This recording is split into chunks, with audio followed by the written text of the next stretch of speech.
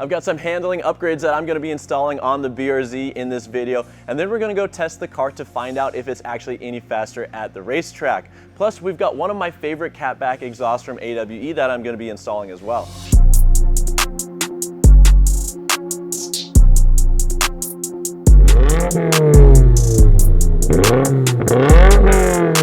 So the main reason why I want to do these mods before we head back out to the racetrack is because we've lowered our car on the IG coilovers and we can't adjust the alignment in the rear. As you can see, the rear control arms and the tow arms are not adjustable from the factory. So we've got these ISC control arms here, which will be super helpful because we can dial in the alignment exactly how we want and get a little bit more grip out of our tires.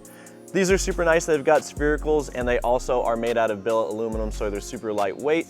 And these are the tow arms here, and this is going to allow us to have a little bit of tow in or whatever specs we think is going to be fastest on the track. And since we're going to have the rear control arms off the car anyway, I figure we might as well upgrade to these nice Perrin sway bars. The factory rear sway bar on the BRZ is only 14 millimeters thick, so it's not doing a lot to link the two rear tires. And this Perrin one right here is a nice 19 millimeter bar, and that's going to reduce body roll and again give us better handling on the track. I also really like the fact that it is adjustable, so we can go stiffer or softer depending on how the car is behaving.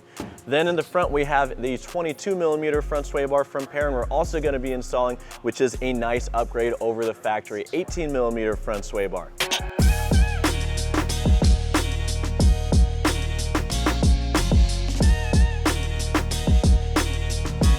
Like any good track day, I'm running out of time, so I am going to have Ethan help me out with the installation, and we're going to put on all our new ISC arms and the Perrin sway bar as well as the AWE exhaust so we can get the car ready for tomorrow.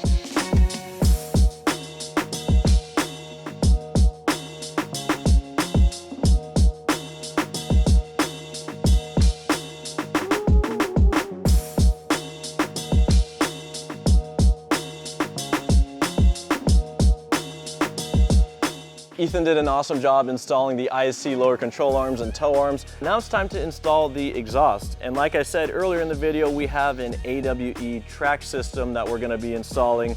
We did actually get the track to touring conversion kit, which is basically some mufflers you can add to this exhaust system if you are going to be street driving the car.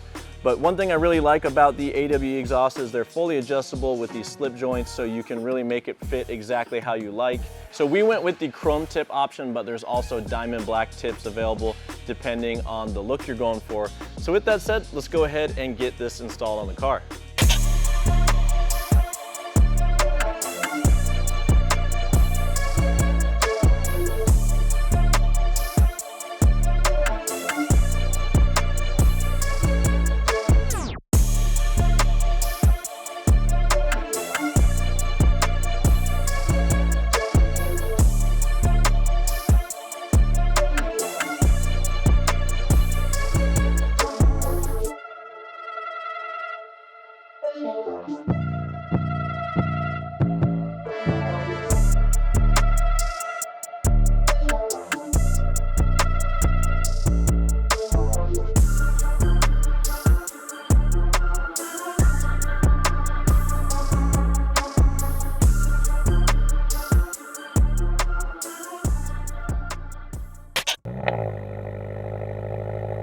Good morning. We made it out to the track here at Summit Point in West Virginia for the last event of the season.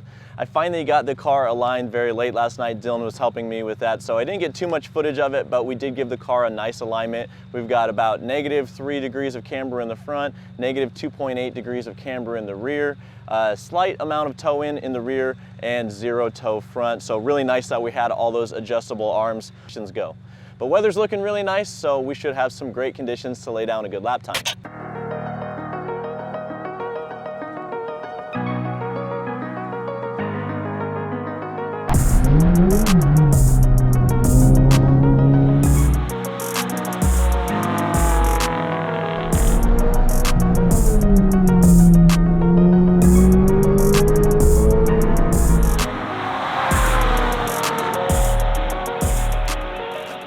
So I'm really happy we came back to the track because conditions are perfect today. And in that first session, I ran a 26.2, 25.2, and then I got down to a 24.2, which is just about a second faster than we did before we installed the wheels and tires and the coilover suspension. So I can say that the mods we installed definitely help on the track. The car feels amazing.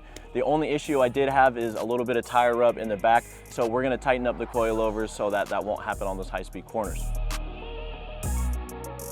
All right, since the IAG coilovers have 24 clicks of rebound and compression adjustment, I gave them another 4 clicks so that it'll be a little bit tighter. But what's cool is they really do have the best of both worlds because it was comfortable driving around on the street, but now they make a really good track coilover setup as well. As you can see, we also have some more engine bay dress up mods that I didn't talk about at the shop because we ran out of time, but we've got this Perrin front strut brace here. I'm not sure if it's gonna make a huge difference in chassis rigidity, but it definitely makes the engine bay look a lot nicer.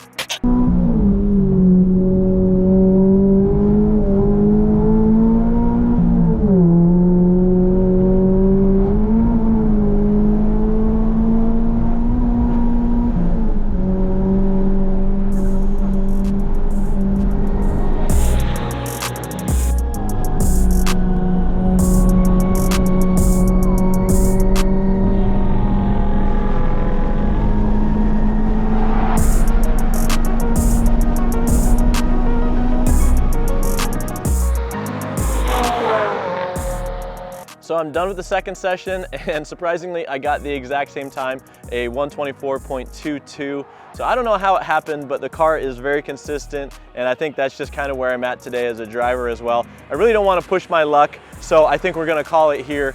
But I am super happy with all the mods we did to the car this season. We definitely dialed in the car's handling. So who knows, maybe next season when we're back, we can add some more power mods.